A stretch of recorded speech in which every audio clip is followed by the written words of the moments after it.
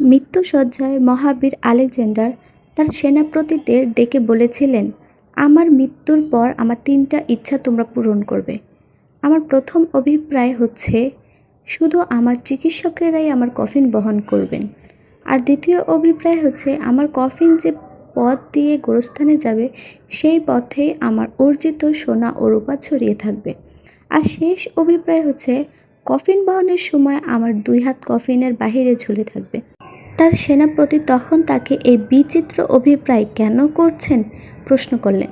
দীর্ঘ শ্বাস গ্রহণ করে আলেকজান্ডার বললেন, আমি দুনিয়ার সামনে 3টা শিক্ষা রেখে যেতে চাই।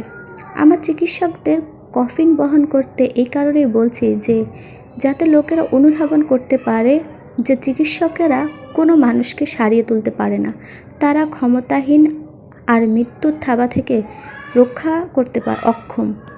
গোরস্থানের পথে সোনা দানা ছড়িয়ে রাখতে বলছি মানুষকে এটা বোঝানোর জন্য যে সোনা দানা একটা কণাও আমার সঙ্গে যাবে না। এগুলো পাওয়ার জন্য সারাটা জীবন ব্যয় করেছি, কিন্তু নিজের সঙ্গে কিছুই নিয়ে যেতে পারছি না। মানুষ বুঝুক এসবের পেছনে ছোটা সময়ের অপচয়। কফিনের বাহিরে আমার হাত ছড়িয়ে রাখতে বলছি মানুষকে এটা জানাতে খালি হাতে পৃথিবী থেকেই চলে যাচ্ছি।